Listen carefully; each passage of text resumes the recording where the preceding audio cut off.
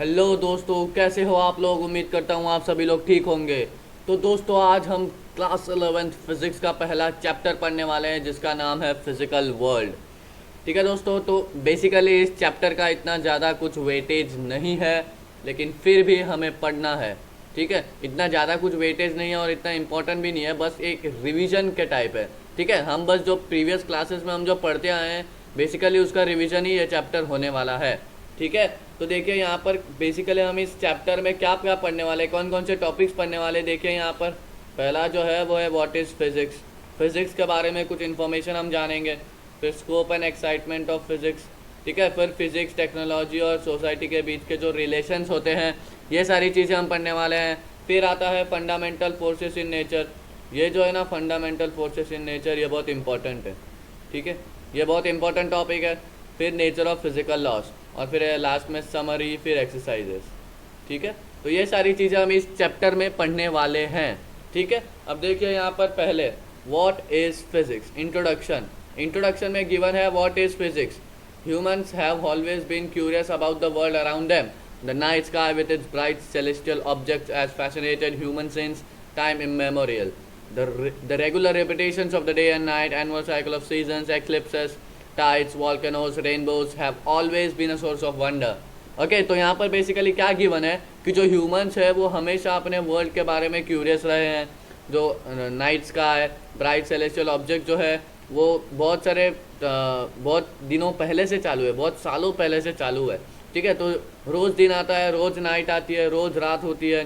जो सीजन्स है वो चेंज होते रहते हैं। अभी फ़िलहाल तो रेनी सीजन चालू होने वाला है। ठीक है, तो एक्लिप्सेस मतलब ग्रहण वो सब आते रहते हैं। टाइड्स, वॉल्केनोस, रेनबोस, ये सारी चीज़ें जो है हमारे नेचर में होती रहती है। तो ये बताने का मेन उद्देश्य क्या है पता है? ये बताने का मेन उद्देश्य क्या है देखिए। ओके, तो देखिए यहाँ पर the word science originates from Latin verb scientia.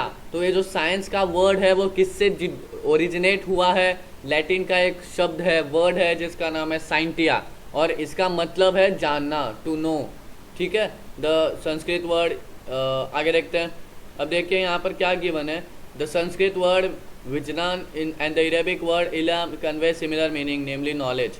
ठीक है, तो संस्कृत का वर्ड है और अरेबिक का ये वर्ड है, उनका जो मीनिंग है वो सिमिलर है, जो कि कहता है नॉलेज। ठीक है, science in broad sense is an old human species. ठीक है, the early civilizations of Egypt, India, China, Greece, Mesopotamia and many others made vital contributions to its progress. मतलब ये सारी जो कंट्रीज है यहाँ पर हमने लिखी गई है वो है Egypt, India, China, Greece, Mesopotamia. ये सारी जो कंट्रीज़ हैं उन्होंने, और भी बहुत सारी कंट्रीज़ हैं, लेकिन इन सारी कंट्रीज़ ने जो है बहुत सारा वाइटल कंट्रीब्यूशन किया है साइंस के प्रोग्रेस के लिए।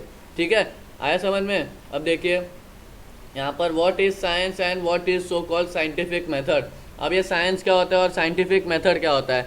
Science is a systematic attempt to understand natural phenomena. Science जो है एक सिस्टमेटिक अटेम्प्ट है नेचुरल फेनोमेना को अंडरस्टैंड यानी समझने के लिए, in as much as detail and depth. जितने हो सके उतने डिटेल में, जितने हो सके उतनी गहराई पर जाकर समझना। ठीक है, और हमें जो नॉलेज प्राप्त हुआ है वो उसको प्रेडिक्ट करना, मॉडिफाई करना और कंट्रोल फेनोमेना में कन्वर्ट करना। ठीक है, तो बेसिकली साइंस जो है वो है एक्सप्लोरिंग, एक्सपेरिमेंटिंग। ठीक है, बेसिकली साइंस जो है वो है एक्सप्लोरिंग, एक्सपेरिमेंटिंग और प्रेडिक्टिंग। क्योंकि अगर हम एक्सप्लोर नहीं करेंगे, कुछ एक्सपेरिमेंट नहीं करेंगे, प्रेडिक्ट नहीं करेंगे तो कुछ चीज़ें प्रूव नहीं की जा सकती। ठीक है, तो यही होता है मेनली। तो ये सारी चीज़ें बताने का मोटिव क्या था? देखिए यहाँ पर जो ये फिज़िक्स है ना, व्हाट इज़ फिज़िक्स बताया गया है। तो फिज़िक्स मेनली होता क्या है, वो पूरा का पूरा नेचर से जुड़ा हुआ है दोस्तों, पूरा का पूरा नेचर से जुड़ा हुआ है। फिज़िक्स यानी नेचर, आप यही समझ लीजिए, फिज़िक्स यानी नेचर। ठीक है, तो ये जो इतना बड़ा पैराग्राफ है इसको बताने का एक ही कारण था, ये सारी चीज़ें बताने का एक ही कारण था। Physics is mainly concerned with nature. ठीक है, अब देखिए यहाँ पर क्या गिवन है। Scientific method involves several interconnected steps. तो ये जो साइंटिफिक मेथड है ये क्या इन्वॉल्व करता है? कुछ स्टेप्स को इन्वॉल्व करता है, जैसे सिस्टमेटिक ऑब्जर्वेशंस, बहुत अच्छे से ऑब्जर्व करना पड़ता है। कंट्रोल एक्सपेरिमेंट्स कंट्रोल, या ऐसा नहीं कि पूरा जो है कुछ अलग ही हो जाए, ठीक है। Qualitative and quantitative reasoning, mathematical modelling, prediction, verification, falsification, theories के फैल्सिफिकेशन, ये सारी चीज़ें जो है बहुत अच्छी तरीके से होनी चाहिए, ठीक है। नेक्स्ट चीज़ यहाँ पर गिवन है, physics is basic discipline in the category of natural sciences. तो फिजिक्स जो है वो बेसिकली बेसिक एक डिसिप्लिन है नेचुरल साइंसेस में, जो कि क्या और क्या इंक्लूड, केमिस्ट्री और बायोलॉजी को भी इंक्लूड करती है, ठीक है। ये जो फिजिक्स का वर्ड है वो ग्रीक वर्ड से आया हुआ है, जिसका मतलब है नेचर। मैंने आपको बताया फिजिक्स जो है पूरा नेचर से जुड़ा हुआ है, पूरा का पूरा नेचर, फिजिक्स यानी कि नेचर, ये याद रखिए आप, ठीक है। अब यहाँ पर जो है हम दो प्रिंसिपल थ्रस्ट्स पढ़ने वाले हैं फिजिक्स के, उसको दो कौन कौन से है, यूनिफिकेशन और रिडक्शन या फिर रिडक्शनिज्म, ठीक है। अब पहला है यूनिफिकेशन। अब देखते हैं यूनिफिकेशन क्या है। In physics we attempt to explain diverse physical phenomena in terms of few concepts and laws, ठीक है। अब देखिए, अब बहुत बड़ा कंसेप्ट है, इतना बड़ा कंसेप्ट है, और इस अभी इतना बड़ा कंसेप्ट तो हम आसानी से ऐसे तो नहीं पढ़ सकते, तो इसको जो है कुछ कंसेप्ट में डिवाइड करेंगे, पहला कंसेप्ट, दूसरा, तीसरा, चौथा, ऐसा ऐसा कंसेप्ट में डिवाइड करके हम उसे पढ़ेंगे डेप्थ में, ठीक है। तो ये जो प्रोसेस हम करने वाले हैं, इतने बड़े फेनोमेना को कुछ कुछ कंसेप्ट, लॉस इसमें डिस्ट्रीब्यूट करके, कन्वर्ट करके, ट्रांसफॉर्म करके, ठीक है, बदल के, उसी को हम कहते हैं यूनिफिकेशन, ठीक है। यही होता है बेसिकली यूनिफिकेशन, ठीक है। अब एग्जांपल यहाँ पर गिवन है, देखिए फॉर एग्जांपल यहाँ पर देखिए ना, सेम लॉ ऑफ ग्रेविटेशन। अब ये जो ग्रेविटेशन का कंसेप्ट है वो कोई छोटा कंसेप्ट नहीं है, बहुत बड़ा कंसेप्ट है ना। न्यूटन ने जो बताया वो कोई छोटा सा कंसेप्ट नहीं है, खाली ग्रेविटी इतना ही नहीं है, बहुत बड़ा है। यूनिवर्सल लॉ ऑफ ग्रेविटेशन, उसके बहुत सारे लॉस, वो सब चीज़ें हमको पढ़नी है, ठीक है। तो ये सिर्फ इतना सा नहीं है, ठीक है। तो इसकी वजह से बहुत सारे कंसेप्ट लॉस में डिस्ट्रीब्यूट करके इन्हें पढ़ा जाता है। Fall of an apple to the ground, motion of moon around the earth, ठीक है, motion of planets around the sun, जो न्यूटन ने जो लॉस ऑफ मोशन बनाए, वो सारी चीज़ें भी इतनी छोटी नहीं है कि हम डायरेक्टली पढ़ सके, ठीक है। तो ये एग्जाम्पल के माध्यम से दिया हुआ है यहाँ पर। नेक्स्ट इज रिडक्शनिज्म या फिर रिडक्शन, वही सेम।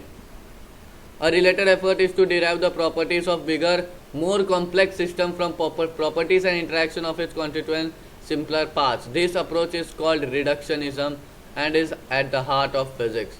अब ये क्या है, इसका अपोजिट है।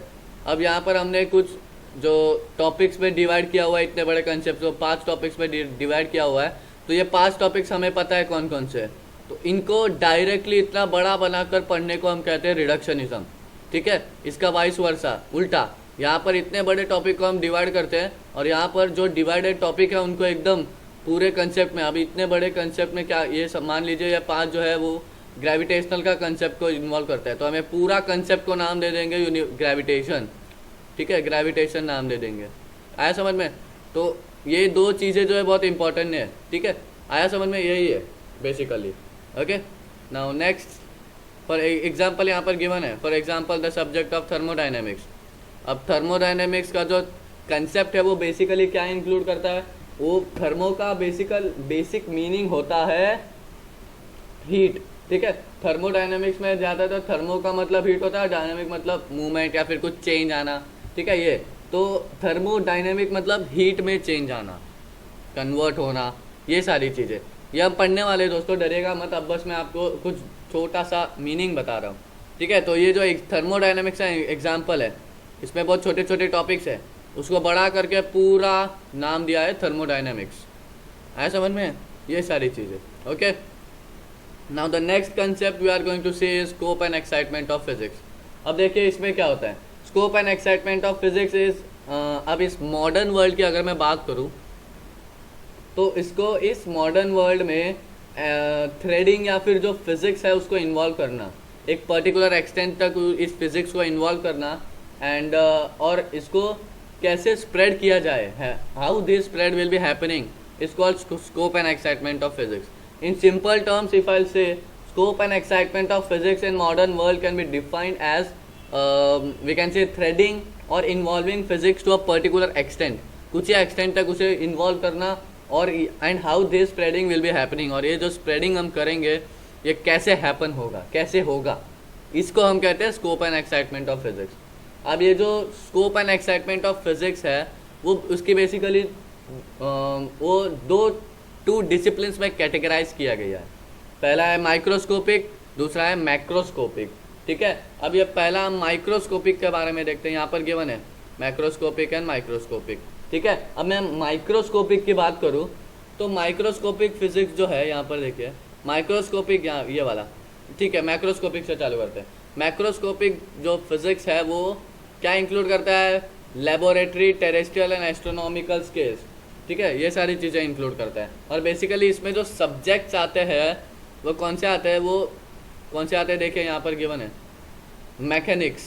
मैकेनिक्स का सब्जेक्ट, इलेक्ट्रोडायनेमिक का सब्जेक्ट, ऑप्टिक्स, थर्मोडायनेमिक का सब्जेक्ट, ये सारी चीज़ें मैक्रोस्कोपिक फेनोमेना या फिर इसको क्लासिकल फिजिक्स भी कहा जाता है दोस्तों। ठीक है, क्लासिकल फिजिक्स भी कहा जाता है इसे। ओके, और अब मैकेनिक्स का क्या है, मतलब मैकेनिक्स मतलब एक ऐसा फिजिक्स का ब्रांच है जो पोजीशन और मोशन ऑफ ऑब्जेक्ट के मोशन को बताता है, पोजीशन और एंड मोशन ऑफ ऑब्जेक्ट को दर्शाता है। ठीक है, अब जो न्यूटन्स लॉ ऑफ मोशन है वो भी ये मैकेनिक्स को यूज़ करके ही फॉर्म किया जा सकता है। ठीक है, तो होप कि आपको मैकेनिक्स का एक छोटा सा इंट्रोडक्शन पार्ट मैंने बता दिया। नेक्स्ट जो यहाँ पर है थर्मोडायनेमिक्स के बारे में बताता हूँ। मैंने आपको बताया थर्मोडायनेमिक्स पे थर्मो का मतलब होता है हीट, डायनामिक मतलब कुछ चेंज होना, कन्वर्ट होना, कन्वर्जन या फिर मूवमेंट वी कैन से।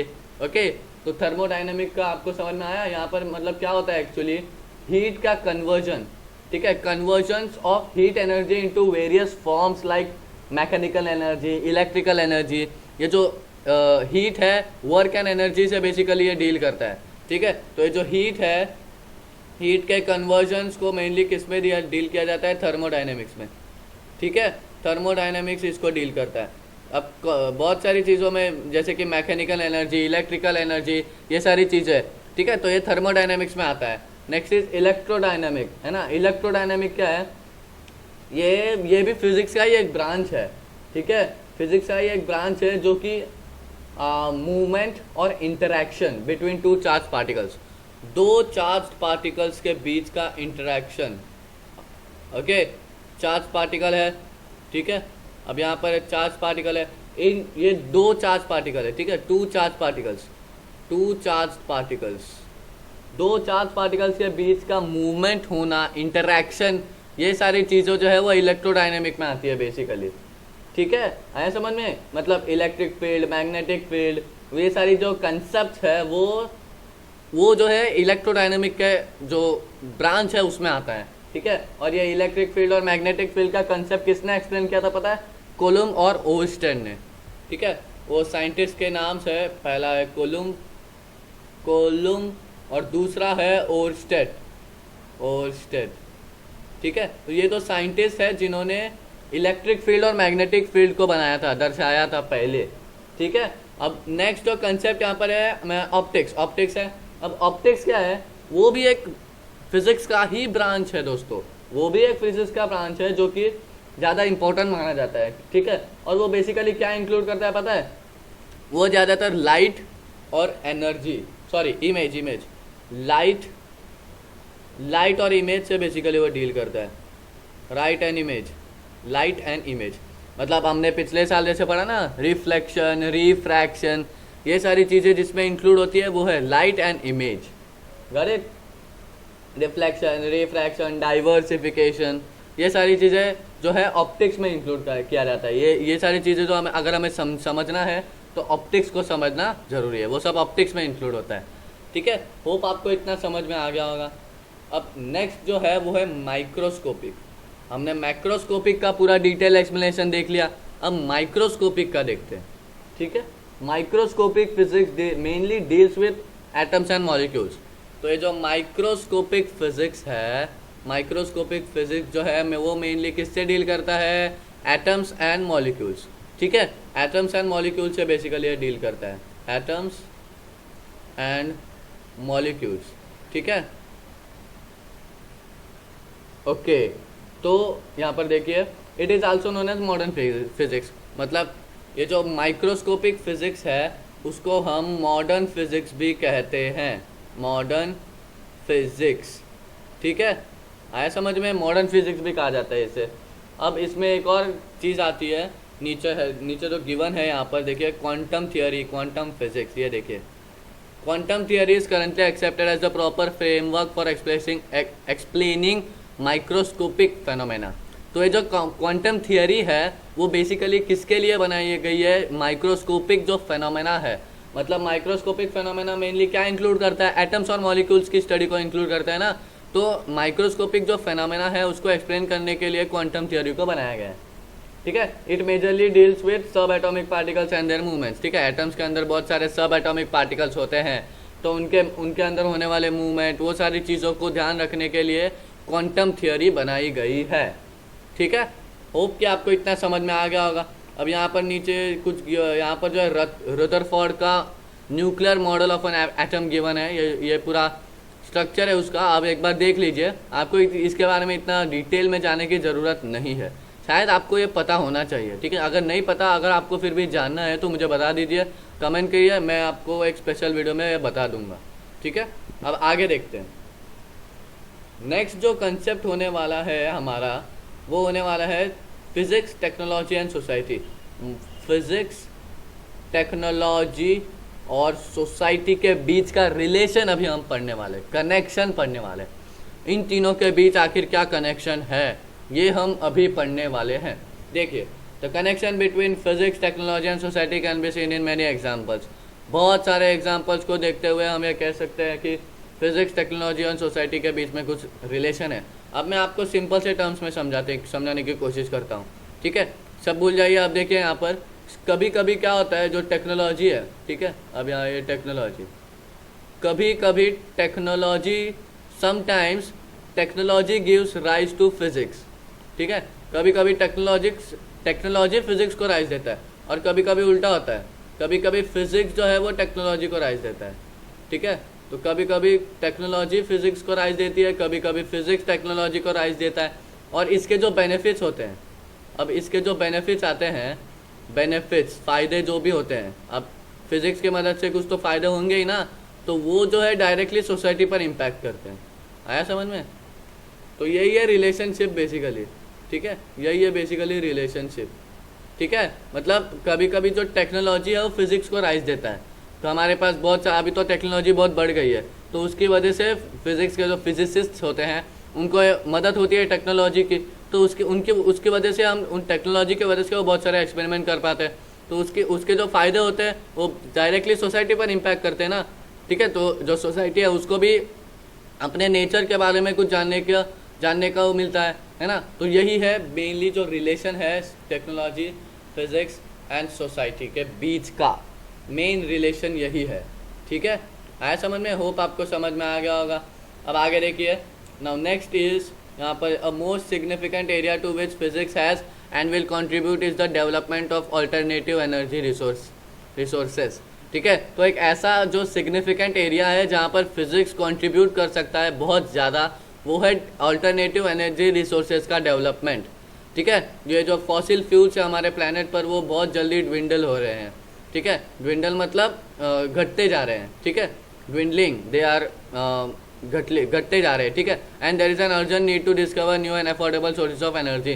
तो यहाँ पर जो है फॉसिल फ्यूल्स के बहुत जल्दी घटने की वजह से बहुत सारे नए नए एनर्जी रिसोर्सेज को डिस्कवर करने की बहुत ज़्यादा ज़रूरत है, ठीक है। तो considerable progress has already been made in this direction, for example in conversion of solar energy, geothermal energy etc. into electricity, but much more is still to be accomplished। मतलब कुछ रिसोर्सेस उन्होंने एस्टैब्लिश कर लिया है, लेकिन और भी कुछ एस्टैब्लिश करना बाकी है, ठीक है। तो यहाँ पर देखिए क्या गिवन है, table 1.1 lists some great physicist and their major contribution and the country of origin. अब यहाँ पर टेबल 1.1 गिवन है, यहाँ पर जो है बहुत सारे फिजिसिस्ट के नाम गिवन है और उनका जो मेजर कंट्रीब्यूशन है, डिस्कवरी है, उसके बारे में बताया गया, और वो किस कंट्री से बिलोंग करते थे वो भी यहाँ पर दिया गया है, ठीक है। देखिए पहला आर्किमिडीज, इसने क्या डिस्कवर किया, प्रिंसिपल ऑफ बियॉन्सी, प्रिंसिपल ऑफ लेवर, और वो ग्रीस से बिलोंग करता था। Next is Galilei, law of inertia, ये जो वो इटली का था, इसने ये डिस्कवर किया इनर्शिया का लॉ। फिर आता है Christian Higgins, wave theory of light, ठीक है, हॉलैंड से था ये। नेक्स्ट इज आइजैक न्यूटन, ये तो आपको पता है, universal law of gravitation, loss of motion, reflecting telescope, ये सारी चीज़ें वो यूके से था, ठीक है। तो ये जो पूरा टेबल है वो आप एक बार रीड कर लीजिए, ठीक है, हेल्पफुल होगा। जो साइंटिस्ट है उनकी डिस्कवरी है अगर आपको फिजिक्स में इंटरेस्ट है तो ये ज़रूर पढ़िएगा, ठीक है। बहुत सारे साइंटिस्ट के नाम गिवन है, देखें यहाँ पर बहुत सारे साइंटिस्ट के नाम गिवन है, ठीक है। तो ये सब ज़रूर पढ़ लीजिएगा एक बार। न्यूट्रॉन की डिस्कवरी देखिए किसने की, जेम्स चैडविक ने, ओके।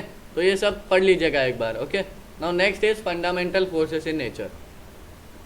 अब जैसे कि मैंने आपको बताया कि ये जो बहुत इंपॉर्टेंट टॉपिक है, बहुत इंपॉर्टेंट टॉपिक है ये, ठीक है। तो आपने मतलब पढ़ा हुआ है फंडामेंटल फोर्सेस इन नेचर, कुछ नया नहीं है टॉपिक ये, लेकिन फिर भी इम्पॉर्टेंट तो है, ठीक है। तो इसमें फंडामेंटल फोर्सेस इन नेचर, तो हमारे नेचर में टोटल 4 तरह के फोर्सेस मौजूद है, 4 तरह के फोर्सेस मौजूद है।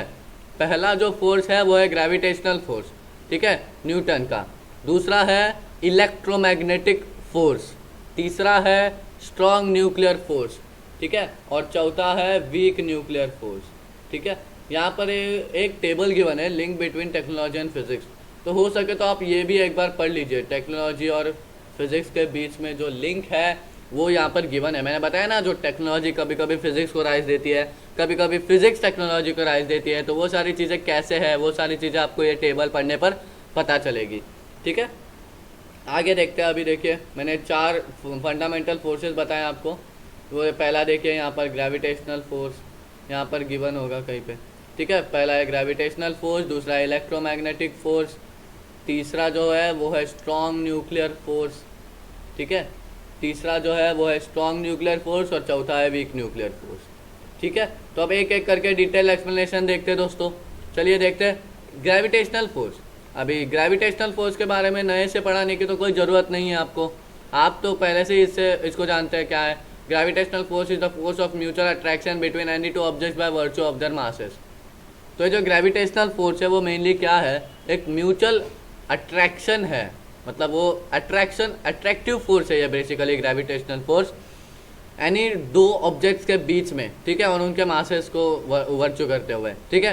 वो एक यूनिवर्सल फोर्स है, मतलब ये जो पूरा यूनिवर्स है उसमें कोई ऐसा ऑब्जेक्ट या कोई ऐसा इंसान तुम्हें नहीं मिलेगा जिसने ये फोर्स एक्सपीरियंस नहीं किया होगा, ठीक है।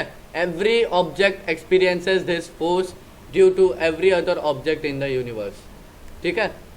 सारे जो इस यूनिवर्स पे जितने भी ऑब्जेक्ट हैं सारों ने ये जो फोर्स है ग्रेविटेशनल फोर्स उसको एक्सपीरियंस किया है, सारे, ठीक है। Gravity govern the motion of moon, artificial satellites around the earth, motion of earth and planets around the sun, and of course the motion of bodies falling to the earth, okay। तो ये जो gravity है वो motion of the moon को govern करती है, artificial satellites को govern करती है अर्थ में, motion of the earth, planets around the sun, sun के अराउंड प्लैनेट्स घूमते रहते हैं, वो आपको ये सारी चीज़ें पता ही होगी, ठीक है। आप डिटेल में जाने की ज़रूरत नहीं है, कुछ एक्स्ट्रा इन्फॉर्मेशन भी मैं आपको बताते जाऊँगा बीच बीच में, ठीक है। अब देखिए ये ग्रेविटेशनल फोर्स के बारे में तो हम पढ़ चुके हैं। अब नेक्स्ट इज इलेक्ट्रोमैग्नेटिक फोर्स। अब इसमें ये बेसिकली क्या है, ये जो फोर्स है इलेक्ट्रोमैग्नेटिक फोर्स, ये बेसिकली 2 चार्ज पार्टिकल्स के बीच का फोर्स है, ठीक है। 2 चार्ज पार्टिकल्स के बीच का फोर्स है मेनली। चार्ज पार्टिकल्स मतलब ऐसे पार्टिकल्स जो इलेक्ट्रिक चार्ज को कंटेन करते हैं, ठीक है। अब मैं आपको एग्जांपल के माध्यम से समझाता हूँ, 1 मिनट रुकिए, यहाँ पर ज़रा रीड कर लेते हैं। In simpler case when charges are at rest the force is given by Coulomb's law. मतलब जो इलेक्ट्रिक चार्जेस हैं वो जब रेस्ट पे होते हैं, मतलब आराम कर रहे होते हैं, तब क्या होता है, जो ये जो फोर्स होता है इलेक्ट्रोमैग्नेटिक फोर्स है, it is given by Coulomb's law. अब ये कूलम्ब्स लॉ के बारे में डिटेल में जानना चाहते हो तो मैं बताऊंगा आपको आगे चलकर, ठीक है, अभी नहीं, आगे चलकर बताऊंगा, ठीक है। Next is attractive for unlike charges and repulsive for like charges, ठीक है। अब अभी मैं आपको समझाता हूँ एग्जाम्पल के माध्यम से। ये रिपल्सिव क्या है, अनलाइक चार्जेस, वो अभी मैं आपको समझाने वाला हूँ। देखिए यहाँ पर, ओके, देखिए। तो पहले तो आप रिपल्शन का मीनिंग जान लीजिए। रिपल्शन मतलब अभी मान लीजिए ये एक ऑब्जेक्ट है, ठीक है, ये एक ऑब्जेक्ट है और यहाँ पर एक ऑब्जेक्ट है, सॉरी यहाँ पर नहीं, ज़्यादा दूर हो गया, यहाँ पर है, ठीक है।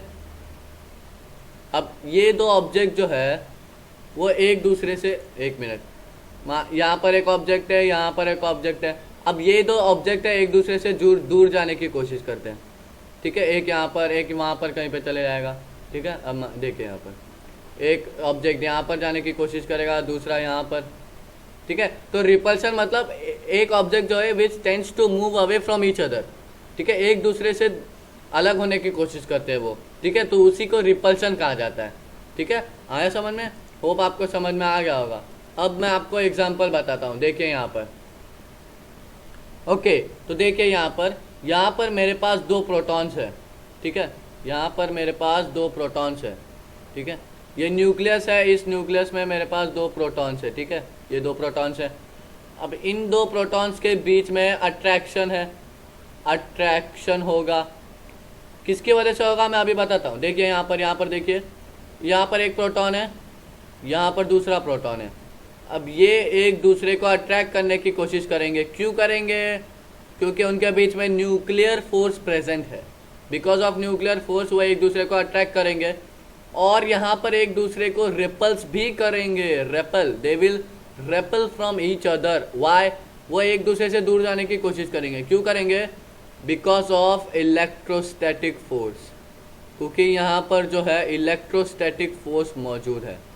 इलेक्ट्रोस्टैटिक फोर्स की वजह से वो एक दूसरे से रेपल होने की कोशिश करेंगे दोस्तों। ठीक है, तो अब यहाँ पर ये जो न्यूक्लियर फोर्स है, ये न्यूक्लियर फोर्स इलेक्ट्रोस्टैटिक फोर्स से बड़ा है।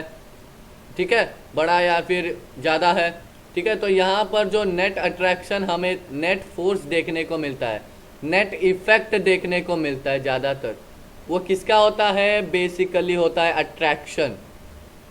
ठीक है, तो हम ये इससे हमें ये कंक्लूजन मिलता है कि ये जो इलेक्ट्रोमैग्नेटिक फोर्स है वो भी मेनली अट्रैक्टिव फोर्स है 2 प्रोटॉन्स और 2 न्यूट्रॉन्स, सॉरी इलेक्ट्रॉन्स के बीच का। यहाँ पर देखिए गिवन है, यहाँ पर देखिए charges in motion produce magnetic effects, ये जो इलेक्ट्रिक मैग्नेटिक। ओके, तो यहाँ पर कुछ गिवन है, देखिए charges in motion produce magnetic effects. तो जो भी चार्जेस मोशन में होते हैं वो मैग्नेटिक इफेक्ट को प्रोड्यूस करते हैं, और मैग्नेटिक फील्ड जो है वो मूविंग चार्ज को डिफाइन करती है या फिर उनको राइज देती है। तो इसकी वजह से ये जो इलेक्ट्रिक और मैग्नेटिक जो इफेक्ट्स हमें देखने को मिलते हैं उसकी वजह से हमने इसे इलेक्ट्रोमैग्नेटिक फोर्स नाम दे दिया। ठीक है, अब ग्रेविटेशनल फोर्स से अगर कंपेयर करूँ तो इलेक्ट्रोमैग्नेटिक फोर्स जो है वो भी लार्ज डिस्टेंसेस पर अप्लाई होता है। ठीक है, और उनको कोई इंटरवेनिंग मीडियम की ज़रूरत नहीं है। ठीक है, और अगर मैं इलेक्ट्रोमैग्नेटिक फोर्स को ग्रेविटेशनल फोर्स से कंपेयर करूँगा तो वो इलेक्ट्रोमैग्नेटिक फोर्स जो है वो ग्रेविटेशनल फोर्स से स्ट्रॉन्गर है। ठीक है, स्ट्रॉन्गर है, ये याद रखिएगा। ठीक है, अब देखिए बिटवीन 2 प्रोटॉन्स, यहाँ पर देखिए 2 प्रोटॉन्स गिवन है। अब 2 प्रोटॉन्स के बीच का जो इलेक्ट्रिक फोर्स है वो कितना है? 10⁻36 टाइम्स द ग्रेविटेशनल फोर्स। ठीक है, ग्रेविटेशनल फोर्स से 10⁻36 टाइम्स ज़्यादा है between them for any fix distance. ठीक है, अब मैं आपको ये समझा रहा था। ठीक है, ये आपको समझ में आया? मैं एक और बार रिपीट करता हूँ। देखिए ये न्यूक्लियस के अंदर 2 प्रोटॉन है, 2 प्रोटॉन्स जो है वो एक दूसरे को अट्रैक्ट करने की कोशिश करेंगे। क्यों करेंगे? क्योंकि उनके बीच में न्यूक्लियर फोर्स प्रेजेंट है ना, और एक दूसरे से रेपल भी जा सकते हैं। क्यों? क्योंकि electrostatic force, because of electrostatic force. तो इससे हमें क्या पता चलता है? जो न्यूक्लियर फोर्स है वो इलेक्ट्रोस्टैटिक फोर्स से बड़ा है या ज़्यादा है, कुछ भी। तो इसकी वजह से हमें जो नेट इफेक्ट, बेसिकली जो नेट इफेक्ट देखने को मिलता है वो किसका मिलता है? अट्रैक्शन का मिलता है दोस्तों। ठीक है, आया समझ में? ये आपको समझना बहुत ज़रूरी है। ठीक है, अब देखिए दोस्तों, यहाँ पर मैंने एक और न्यूक्लियस ले लिया और यहाँ पर 2 प्रोटॉन्स है। अब देखिए मैं एक इस वाले प्रोटॉन की बात करूँगा, ये वाला एक प्रोटॉन लूँगा और ये वाला एक प्रोटॉन लूँगा। ठीक है, तो एक प्रोटॉन एक न्यूक्लियस का, दूसरा प्रोटॉन दूसरे न्यूक्लियस का। मतलब एक प्रोटॉन मैंने ये वाले न्यूक्लियस का किया, ये वाले सर्कल का जो न्यूक्लियस है उससे लिया, और एक प्रोटॉन मैंने ये वाले सर्कल से लिया। ठीक है, तो ये ऐसे दो सर्कल्स के मैंने एक प्रोटॉन लिया। तब देखिए अब इन दोनों के बीच में ये भी अट्रैक्ट हो सकता है कि नेट न्यूक्लियर फोर्स प्रेजेंट है, नेट फोर्स है। ठीक है, तो लेकिन ये जो न्यूक्लियर फोर्स है, नेट फोर्स है, वो न्यूक्लियस के रेंज में ही अप्लाई होता है। ठीक है, तो ये जो न्यूक्लियस का फोर्स है वो न्यूक्लियस के रेंज में ही अप्लाई होता है। आया समझ में? तो ये 2 जो प्रोटॉन्स है, ये एक अलग न्यूक्लियस से आया हुआ है, ये वाला प्रोटॉन, और ये वाला प्रोटॉन एक अलग न्यूक्लियस से आया हुआ है। दोनों अलग अलग न्यूक्लियस से आए हुए हैं। ठीक है, दे हैव डिफरेंट न्यूक्लियस। ठीक है, उनका जो न्यूक्लियस है वो अलग अलग है ना। ठीक है, तो मैंने आपको बताया ना, ये जो नेट फोर्स है, न्यूक्लियर फोर्स है, वो न्यूक्लियस के रेंज में ही अप्लाई होता है। तो ये जो है ये जो आपस के जो न्यूक्लियॉन्स हैं उन पर ही फोर्स लगा सकते हैं, दूसरे न्यूक्लियस से आए हुए न्यूक्लियॉन्स पर ये फोर्स नहीं लगा सकते। ठीक है, क्यों क्यों पता है? क्योंकि बड़ा डिस्टेंस हो जाता है, लार्ज डिस्टेंस पे ये जो फोर्स है वो इफेक्टिव नहीं होता है। ठीक है, लार्ज डिस्टेंस पे ये फोर्स इतना इफेक्टिव नहीं होता है, ये याद रखिए। ठीक है, तो दोस्तों यही वजह है कि जब आप यहाँ पर देखिए दो प्रोटॉन्स लोगे और उनको लार्ज डिस्टेंस पे रखोगे, उनके बीच का जो डिस्टेंस है वो बड़ा होगा, तो ये सिर्फ यहाँ पर जो है आपको सिर्फ इलेक्ट्रोस्टैटिक फोर्स ही देखने को मिलेगा। ठीक है, here you will only see electrostatic force. Okay, electrostatic force ही आपको देखने को मिलेगा, यानी रिपल्शन ही आपको देखने को मिलेगा। ठीक है, न्यूक्लियर फोर्स यहाँ पर एब्सेंट होता है। क्यों? एक और बार मैं रिपीट करता हूँ, क्योंकि जो न्यूक्लियर फोर्स है वो न्यूक्लियस के रेंज में ही अप्लाई होता है। ठीक है, उससे ज़्यादा नहीं। तो वो न्यूक्लियर जो फोर्स है वो आपस के न्यूक्लियॉन्स को ही अट्रैक्ट कर सकता है, दूसरे न्यूक्लियस के आए हुए प्रोटॉन्स या कोई भी न्यूक्लियॉन्स को वो अट्रैक्ट नहीं कर पाता। तो यही वजह है। ठीक है, ठीक है, तो इलेक्ट्रोस्टैटिक फोर्स जो है वो लॉन्ग रेंज फोर्स है, वो बहुत ज़्यादा डिस्टेंस कवर कर सकता है। इलेक्ट्रोस्टैटिक फोर्स की बात कर रहा हूँ मैं, तो वो लॉन्ग रेंज फोर्स है। ठीक है, ठीक है, आया समझ में? तो इलेक्ट्रोस्टैटिक फोर्स जो है वो लॉन्ग रेंज फोर्स है और न्यूक्लियर फोर्स जो है वो शॉर्ट रेंज फोर्स है। तो इसका मतलब जब आप दो अलग अलग न्यूक्लियस से दो प्रोटॉन्स लाओगे तो वो सिर्फ इलेक्ट्रोस्टैटिक फोर्स को शो करेगा, न्यूक्लियर फोर्स उसमें एब्सेंट होगा। और जब आप सेम न्यूक्लियस से अगर प्रोटॉन्स लाओगे तो वहाँ पर इलेक्ट्रोस्टैटिक फोर्स भी होगा और न्यूक्लियर फोर्स भी होगा। तो ये आपको ध्यान रखना बहुत ज़्यादा ज़रूरी है। ठीक है, आगे देखते हैं। ठीक है, और स्ट्रॉन्ग न्यूक्लियर फोर्स में जो बेसिकली अट्रैक्शन वो होता है प्रोटॉन्स और प्रोटॉन्स के बीच, न्यूट्रॉन्स और प्रोटॉन्स के बीच, और न्यूट्रॉन्स और न्यूट्रॉन्स के बीच। तो ये जो है ये भी आपको ध्यान रखना बहुत ज़्यादा ज़रूरी है। ठीक है, अब आगे देखते हैं। अब आगे देखिए, अब हमने स्ट्रॉन्ग न्यूक्लियर फोर्स तो कंप्लीट कर लिया है, एक बार पढ़ लेते हैं इसका। स्ट्रॉन्ग न्यूक्लियर फोर्स नहीं, हमने इलेक्ट्रोमैग्नेटिक फोर्स। ठीक है, तो अब स्ट्रॉन्ग न्यूक्लियर फोर्स के बारे में मैं आपको बता रहा हूँ। ये सारी चीज़ें जो हमने यहाँ पर पढ़ी, इतनी सारी चीज़ें, ये सब आती है स्ट्रॉन्ग न्यूक्लियर फोर्स का। ठीक है, आया समझ में? तो आपको इलेक्ट्रोमैग्नेटिक फोर्स समझ आ गया होगा। ठीक है, इलेक्ट्रोमैग्नेटिक फोर्स में इलेक्ट्रोस्टैटिक फोर्स, ये सारी चीज़ें आपको समझ में आई। फिर स्ट्रॉन्ग न्यूक्लियर फोर्स में ये सारी चीज़ें आती है, ये आपको समझ में आ गई होगी। ठीक है, एक बार रीड कर लेते हैं। The strong nuclear force binds protons and neutrons in a nucleus. ठीक है, तो जो स्ट्रॉन्ग न्यूक्लियर फोर्स है वो प्रोटॉन्स और न्यूट्रॉन्स जो है उनको एक दूसरे से बाइंड करता है, जोड़ देता है। It is evident that without some attractive force nucleus will be unstable. अगर कोई अट्रैक्टिव फोर्स नहीं होगा तो जो न्यूक्लियस है वो अनस्टेबल हो जाएगा। ठीक है, तो ये जो अट्रैक्टिव फोर्स है वो ग्रेविटेशनल फोर्स नहीं हो सकता। क्यों नहीं हो सकता? क्योंकि जो ग्रेविटी का फोर्स है वो नेग्लिजिबल होता है। ठीक है, इलेक्ट्रोमैग्नेटिक फोर्स के कंपेयर में या फिर इलेक्ट्रिक फोर्स के कंपैरिजन में। ठीक है, strong nuclear force is strongest of all fundamental forces. सारे फंडामेंटल फोर्सेस की अगर मैं बात करूँ तो जो ये इलेक्ट्रोमैग्नेटिक फोर्स मतलब और इलेक्ट्रोमैग्नेटिक फोर्स, ग्रेविटेशनल फोर्स, ये सारी चीज़ें से अगर मैं इसको कंपेयर करूँगा तो strong nuclear force is more stronger than all fundamental forces. ठीक है, और इलेक्ट्रोमैग्नेटिक फोर्स से कंपेयर करूंगा तो it is 100 times the electromagnetic force. ठीक है, इन स्ट्रेंथ में। ठीक है, it is charge independent and acts equally between proton and proton, neutron and neutron and proton and neutron. तो मैंने आपको बताया ये जो ऐसा चार्ज है जो किसको बाइंड करता है, देखिए यहाँ पर मैंने लिखा हुआ है प्रोटॉन और प्रोटॉन, न्यूट्रॉन प्रोटॉन, न्यूट्रॉन और न्यूट्रॉन। ठीक है, आया समझ में? ओके, ये यहाँ पर एक स्टेटमेंट है, recent developments have however indicated that protons and neutrons are built out of still more elementary constituents called quarks. ठीक है, इस पर बारे में जानने की जरूरत नहीं है। ठीक है, ऐसे अंडरलाइन किया हुआ मैंने। Now next is weak nuclear force. अब मैं अगर वीक न्यूक्लियर फोर्स की बात करूँ तो it appears only in certain nuclear process.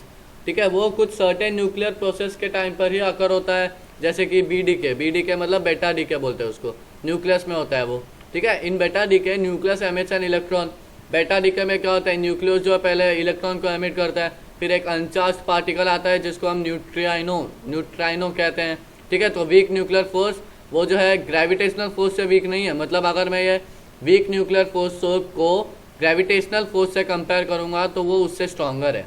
ठीक है, लेकिन अगर मैं इस वीक न्यूक्लियर फोर्स को स्ट्रॉन्ग न्यूक्लियर फोर्स और इलेक्ट्रोमैग्नेटिक फोर्स से कंपेयर करूंगा तो वो उससे वीक है।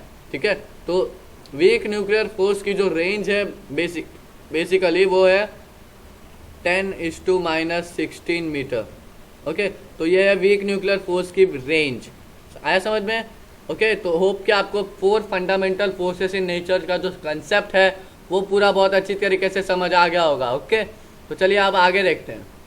Okay, so now next is towards unification of forces. अब इसमें देखिए, we remarked in section 1.1 that unification is a basic quest in physics. हमने जो है सेक्शन 1.1 में ये देखा कि जो यूनिफिकेशन है वो फिजिक्स का एक बेसिक क्वेस्ट है। ठीक है, अब देखिए यहाँ पर कुछ फंडामेंटल फोर्सेस ऑफ नेचर, यहाँ पर fundamental of forces of nature के जो 4 फोर्सेस है उनके बारे में कुछ इन्फॉर्मेशन दी हुई है। मतलब उनका रिलेटिव स्ट्रेंथ, उनकी रेंज, वो कहाँ तक ऑपरेट होते हैं, कैसे होते हैं, वो सारी चीज़ें यहाँ पर दी हुई है। ठीक है, पहला देखिए ग्रेविटेशनल फोर्स की बात करूँ तो उसका जो स्ट्रेंथ होता है वो 10⁻39 होता है। कितना होता है? 10⁻39। ठीक है, और ये उसकी रेंज इनफाइनाइट होती है, infinite range, it has infinite range, ऐसा कुछ नहीं है। All objects in the universe, और ये कहाँ कहाँ ऑपरेट होता है? हमारे यूनिवर्स में जितने भी ऑब्जेक्ट है वो सब इस फोर्स का एक्सपीरियंस करते हैं। ठीक है, all objects. Okay, next is weak nuclear force. इसमें इसकी जो रेंज है वो है 10⁻13, 10⁻13 है। ठीक है, और इसकी जो रेंज है, इसके रिलेटिव स्ट्रेंथ 10⁻13 और इसकी रेंज है वो है वेरी शॉर्ट, बहुत छोटी है, सब न्यूक्लियर साइज। न्यूक्लियर के अंदर जो न्यूक्लियॉन्स होते हैं सब न्यूक्लियर साइज के होते हैं, जो है बेसिकली ज़्यादा से 10⁻18 मीटर, बहुत ज़्यादा कम, बहुत मतलब बहुत ज़्यादा कम, ना के बराबर समझ लीजिए। ठीक है, some elementary particles particular electron and neutrino. तो ये उसकी जो कहाँ कहाँ ऑपरेट होती है? एलिमेंट्री पार्टिकल्स के अंदर, बेसिकली इलेक्ट्रॉन और न्यूट्रिनो में एक्टिवेट होती है। ठीक है, नेक्स्ट इज इलेक्ट्रोमैग्नेटिक फोर्स। अब मैं इलेक्ट्रोमैग्नेटिक फोर्स की बात करूँ तो इसका जो रिलेटिव स्ट्रेंथ है वो है 10⁻²। ठीक है, और इसकी रेंज भी इनफाइनाइट है। इलेक्ट्रोस्टैटिक फोर्स के बारे में मैंने आपको बताया, लार्ज डिस्टेंसेज, मतलब कहाँ पर भी रखो अप्लाई हो जाता है। ठीक है, और कहाँ कहाँ ऑपरेट होता है? चार्ज्ड पार्टिकल्स में। बेसिकली ये जो इलेक्ट्रोमैग्नेटिक फोर्स है उसकी रेंज भले ही इनफाइनाइट है, लेकिन अगर चार्ज पार्टिकल्स होंगे तो ही वो ऑपरेट करेगा, नहीं तो ऑपरेट नहीं करेगा। तो ये जो है बहुत इंपॉर्टेंट पॉइंट है, चार्ज पार्टिकल्स के बीच ही ऑपरेट होता है। तो ये आपको याद रखना बहुत ज़रूरी है, टेबल एक बार रीड कर लीजिए दोस्तों। ठीक है, next is strong nuclear force, और इसकी जो रिलेटिव स्ट्रेंथ है वो है 1, और इसकी जो रिलेटिव स्ट्रेंथ है वो है 1, और वो क्या है? बहुत, उसकी रेंज छोटी है, और nuclear size minus relatively to 10⁻15 metre basically. ठीक है, तो ये भी बहुत कम है, बहुत ज़्यादा कम। वीक न्यूक्लियर फोर्स और स्ट्रॉन्ग न्यूक्लियर फोर्स की जो रेंज है वो बहुत ज़्यादा कम है, और वो कहाँ कहाँ ऑपरेट होता है? Nucleons, heavier elementary particles. Nucleons में ज़्यादातर वो ऑपरेट होता है, या फिर कुछ भारी एलिमेंट्री पार्टिकल्स होते हैं उन पर अप्लाई होता है। ठीक है, ऑपरेट होता है। ठीक है, अब देखिए, अब यहाँ पर देखिए नेचर ऑफ फिजिकल लॉज। ठीक है, now nature of physical laws की बात करता हूँ मैं। देखिए यहाँ पर, ठीक है, अब देखिए physicist explore the universe. Physicist ने जो है उन्होंने यूनिवर्स को एक्सप्लोर किया। ठीक है, देयर इन्वेस्टिगेशंस, उन्होंने कुछ इन्वेस्टिगेशन की, क्या कैसे क्यों हो रहा है। ठीक है, साइंटिफिक प्रोसेसेस के बेस पर। Range of from particles that are smaller than atoms in size to stars that are very far away. ठीक है, तो ये जो एटम्स है, मॉलिक्यूल्स है, न्यूक्लियॉन्स, न्यूट्रिनो, एलिमेंट्री पार्टिकल्स, ये सारी चीज़ें किसने बनाई? फिजिसिस्ट ने बनाई। उन्होंने बहुत सारे साइंटिफिक प्रोसेसेस देखे, इन्वेस्टिगेशंस की, उन्होंने उनकी जो बेसिक रेंज है उसको जानी, तो उसके लिए मेहनत तो बहुत रखती होगी। तो ये सारी चीज़ें उन्होंने की है फिजिसिस्ट ने। ठीक है, in any physical phenomena governed by different forces several quantities में चेंज। कोई भी फिजिकल फेनोमेना में अप्लाई करूँ अलग अलग फोर्सेस में, तो उनकी जो क्वांटिटीज़ है वो समय के साथ साथ बदल सकती है। ये याद रखिए, बहुत इंपॉर्टेंट स्टेटमेंट है, यह बहुत इंपॉर्टेंट स्टेटमेंट है दोस्तों, याद रखना बहुत ज़रूरी है। लेकिन दोस्तों ये याद रखिए कि इसका कुछ इतना ज़्यादा वेटेज नहीं है इस चैप्टर का वैसे तो। ठीक है, इसका इतना ज़्यादा वेटेज तो नहीं है, लेकिन फिर भी हमें पढ़ना है क्योंकि हमें थोड़ा नॉलेज मिल जाएगा फिजिक्स का। ठीक है, इम्पोर्टेंट तो है। ठीक है, नाउ देखिए, a remarkable fact is that some special physical quantities however remain constant. In time they are conserve physical quantities of nature. ठीक है, तो ये जो एक ऐसा रिमार्केबल फैक्ट है कि जो स्पेशल है फिजिकल क्वांटिटीज़ वो कांस्टेंट होती है टाइम के साथ साथ, कांस्टेंट। ठीक है, और वो जो उनकी जो क्वांटिटीज़ है उनको कंजर्व किया जाता है नेचर में। और इस कंजर्वेशन को समझना एक बहुत बड़ा प्रिंसिपल है वो, और इम्पॉर्टेंट प्रिंसिपल है to describe the observe phenomena quantitatively. ये जो फेनोमेना है उसको ऑब्जर्व करना क्वान्टिटेटिवली बहुत इम्पॉर्टेंट और प्रिंसिपल बहुत सारे। तो ठीक है, for motion under an external conservative force the total mechanical energy that is sum of kinetic energy and potential energy of body is constant. अब ये जो स्टेटमेंट है उसमें आपको दो चीज़ें जाननी है। पहला आपको काइनेटिक एनर्जी का मतलब पता होना चाहिए, दूसरा जो है वो है पोटेंशियल एनर्जी। पोटेंशियल एनर्जी का मतलब भी आपको पता होना चाहिए।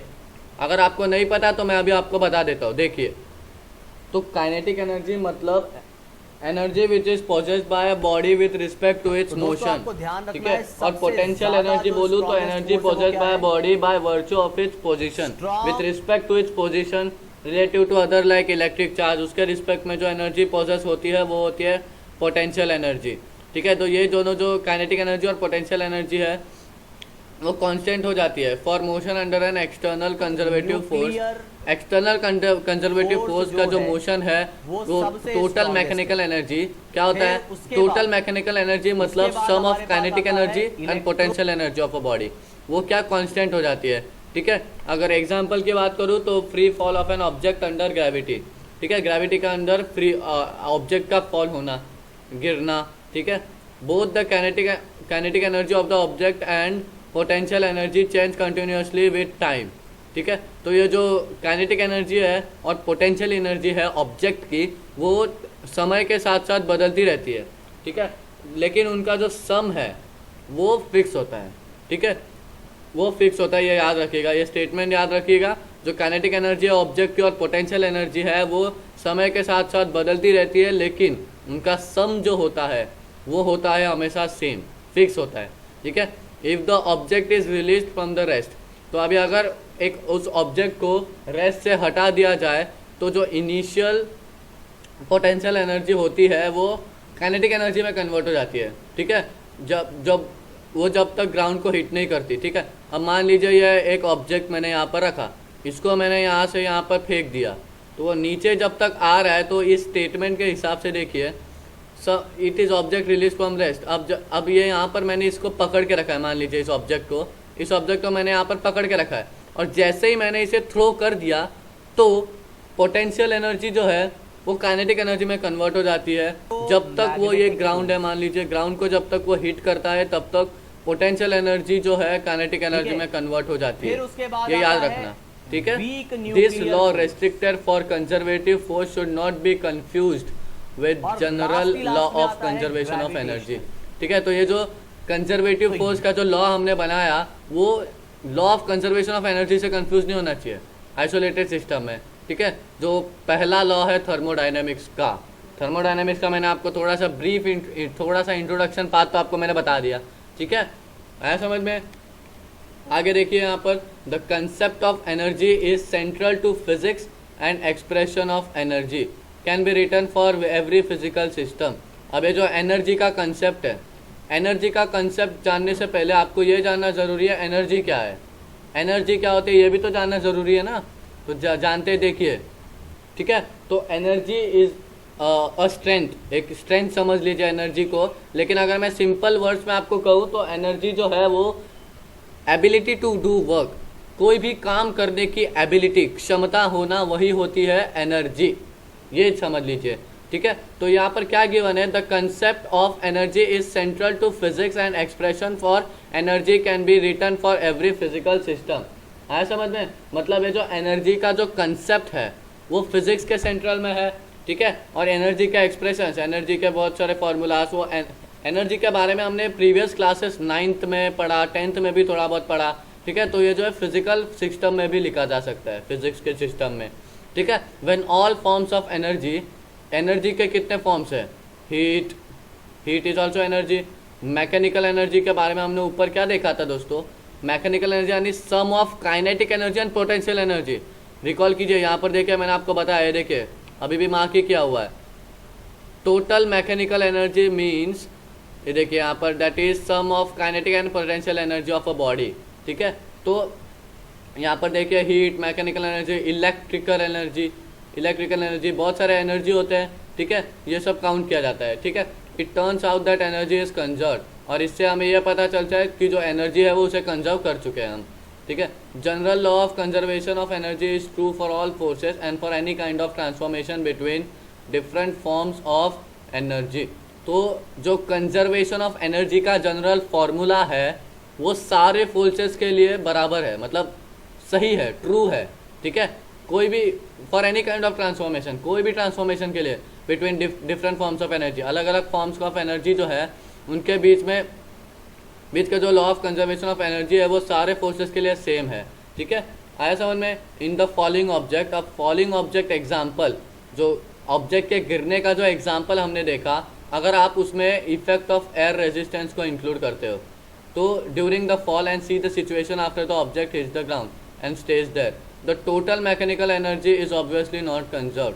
तो जब आप एयर रेजिस्टेंस को इंक्लूड करते हो फॉल ऑफ एन ऑब्जेक्ट के टाइम पे, और आप जब उस टाइम पे उस सिचुएशन को अच्छे से ऑब्जर्व करते हो, तो आपको क्या लगता है, क्या दिखता है? बेसिकली वो है मैकेनिकल एनर्जी जो है वो पूरी की पूरी कंजर्व नहीं होती है। ठीक है, क्या? ठीक है, आया समझ में? The general law of energy conservation is still applicable. ठीक है, और जो जनरल लॉ है एनर्जी को कंजर्व करने की वो अभी भी एप्लीकेबल है। The initial potential energy of the stone gets transformed into other forms of energy, heat and sound. ठीक है, तो पोटेंशियल एनर्जी, जो स्टोन की पोटेंशियल एनर्जी है वो अलग अलग फॉर्म्स ऑफ एनर्जी में ट्रांसफॉर्म हो जाती है, जैसे हीट एंड साउंड। अब देखिए, अब ये यहाँ पर एक स्टोन है, पत्थर है मेरे पास, यहाँ पर दूसरा स्टोन है।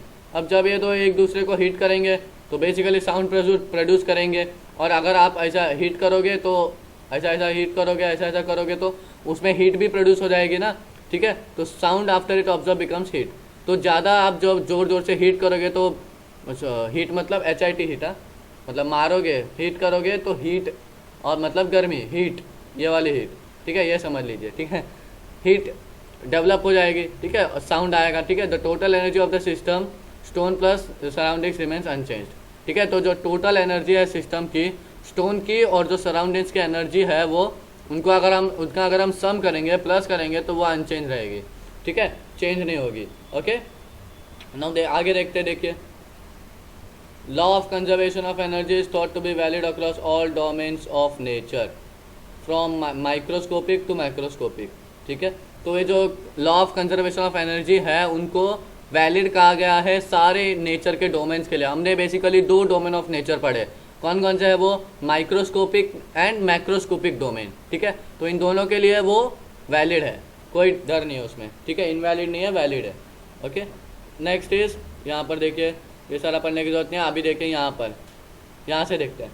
According to Albert Einstein theory, mass m is equivalent to energy and it is given by E is equals to mc²। ठीक है, where c is what? Speed of light in a vacuum. ठीक है, Einstein की जो theory है उसके मुताबिक हम देखें तो mass m is equivalent to energy and E is given by relation E is equals to mc², और ये जो c है वो क्या है? Speed of light in vacuum.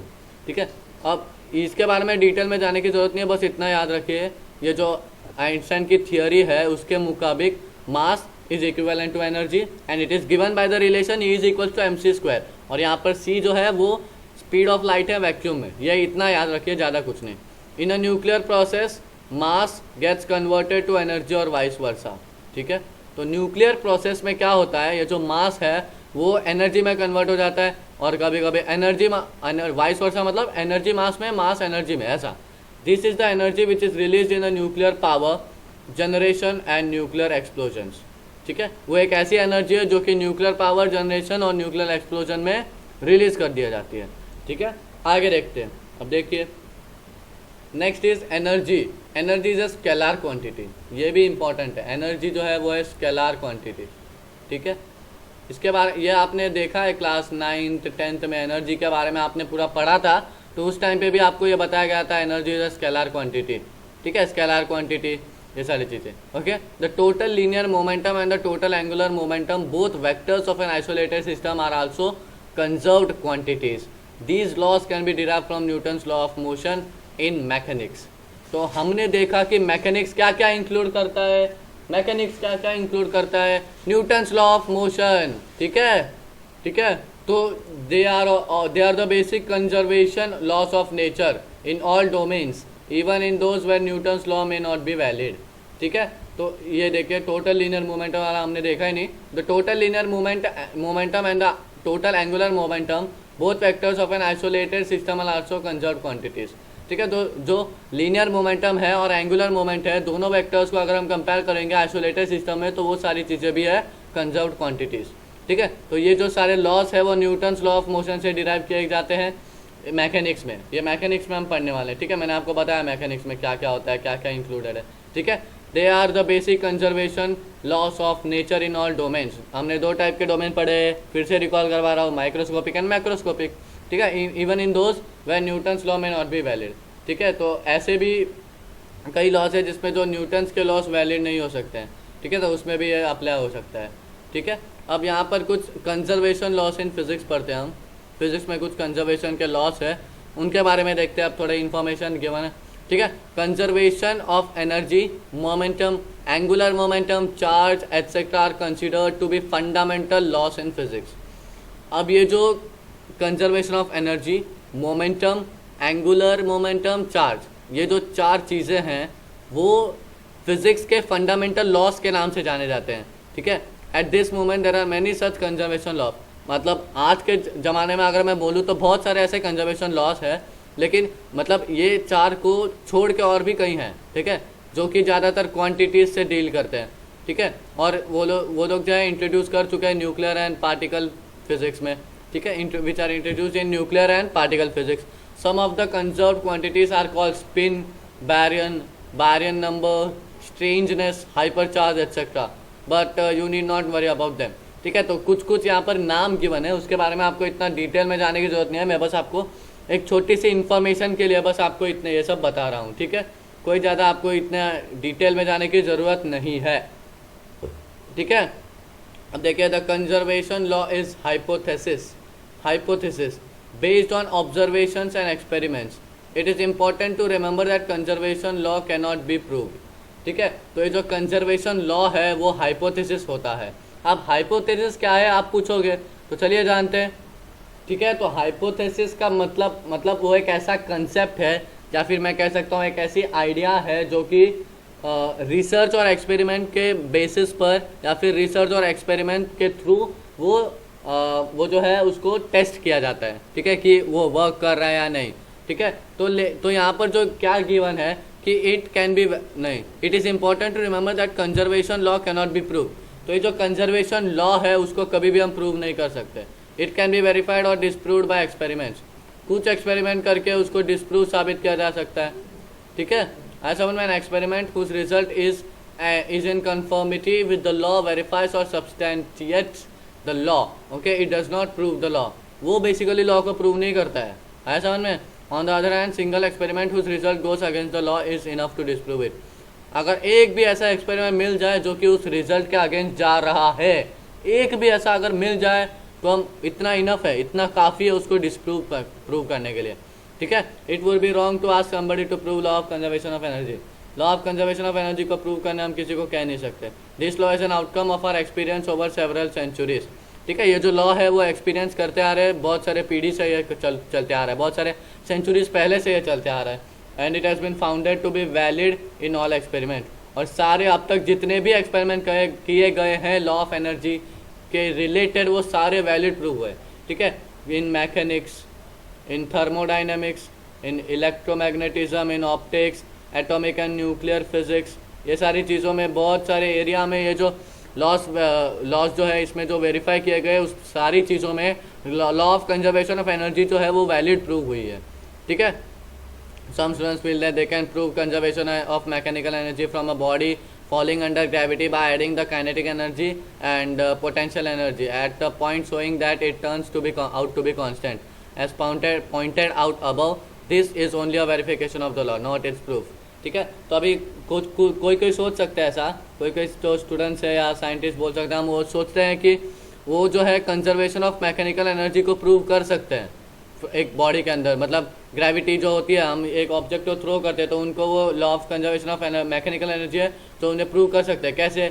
सम करके, काइनेटिक एनर्जी और पोटेंशियल एनर्जी का सम करके, ऐड करके, ठीक है। लेकिन ये यहाँ पर जो है पूरे जो यहाँ पर हमने पूरा ये जो पढ़ा कंजर्वेशन लॉस इन फिजिक्स, उसके हिसाब से अगर मैं देखा जाए तो ये सिर्फ एक वेरिफिकेशन है, ठीक है, कोई प्रूफ नहीं है।